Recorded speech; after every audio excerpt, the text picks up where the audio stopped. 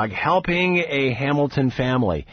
Just a tragic story coming over the weekend. Two tragic stories. Of course, the story of the disappearance of 12-year-old Finnegan Dene, and then, of course, his body being found shortly after an Amber Alert being issued. And then starting the weekend, I guess it was early Saturday morning, when fire broke out at 70 Niagara Street, and 11 people in the house, and all get out except 3 victims, including Robert, little boy Robert, a little girl Abby, and Mother Victoria Mayer, all perishing in that fire. A GoFundMe page has been set up. We're going to find out more about that coming up in just a sec. But also, what happens? How does this change the psyche of not only a neighborhood, a family, a city, when we have bookend tragedies like this? And what can the community do to help? Most importantly, Gary Dierenfeld is with us at this point, yoursocialworker.com, to find out more. He is with us now. Hello, Gary. How are you today? Another sad day. Oh, my goodness. This was a tragic weekend for Hamilton. It was. What does this do to a city? We all mourn when someone like this or someone in a neighborhood experiences such tragedy. How does it bring a city together? You know, Hamilton is, from my perspective, an interesting city that way. It is a city, you know, with the amalgamation, we're over 500,000 strong, yet it has that small town feel. Yeah. And when there are tragic losses such as were experienced this weekend, it sends shockwaves, I think anyways, through the entire city, through the entire community. What is it about events like these two that resonate with people? There's lots of bad things that happen in the world. I mean, my goodness, it seems every day there's a shooting in Toronto of some sort. What is it about these sorts of scenarios? Well, you know, we look at the people involved and we say, really, they're no different from you and I. And that could just as easily been my family or a neighbor or a friend's family. So there's a reality that touches us all, and that reality includes our vulnerability. How does helping help us? You know, when things are out of control, when there's a fire, when there is a child lost, we can't deal with that uncertainty. Helping helps ease the uncertainty, helps us feel like we're doing something to regain control in a situation that is so clearly out of control. What does this do to help the family recover as they see this outpouring of support? Well, it's going to take a lot to recover from these particular losses. But there is that sense of community, that wraparound, that feeling that others are there to share in our grief and to lend a hand and be a shoulder. It helps us cope. It just helps us cope. We're social beings, and when we're at a loss, we do need to be propped up by the goodwill of others.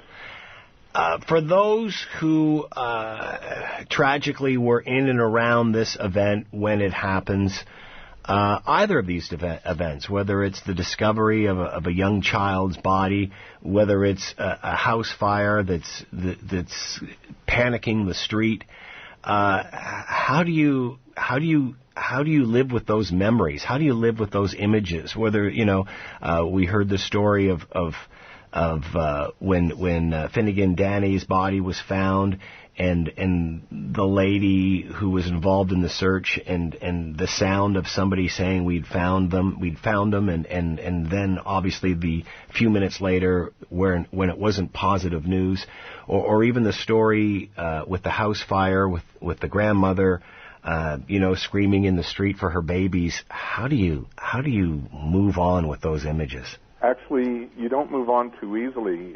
We're human. We are touched deeply by these images. These images can be quite traumatic to us as the so-called bystander. Bystander makes it sound a little bit too passive. There were people, aiding in the search. They're more than bystanders. I don't mean to say anything that minimizes their role. But there is that sense of tragedy that will hit those who are nearby as well. It is frightful. It is traumatic. and not just for the friends and neighbors, but also for the first responders. Yeah. I have no doubt that those firefighters who had to go into that, burning building felt terrible, will continue to feel terrible, and will feel haunted by the experiences that they've just endured. So there is a lot to cope with. Finding, I don't know if the right word is solace, but support in friends and family, talking about these things, are known to help ease the effect of these traumatic experiences. What about the survivors, the ones that were actually involved, whether it be a car accident and someone dies and someone survives, whether it's a tragic house fire like we've experienced in Hamilton where 7 survive or 3 perish and the rest survive. How do they deal with the why me syndrome? Right. There's a concept known as survivor guilt. Why not me or why me? Mm-hmm. And they too, it just points to the uncertainty of life. Mm. And how do we cope with that tremendous uncertainty?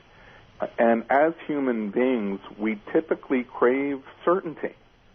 We want to know that there's a reason for things. And for some folks, they will turn to their faith to provide some sort of answer or solace or support. Not everyone has that, and they will have to find other ways to cope with that, in a sense, survivor guilt on top of the trauma of the experience.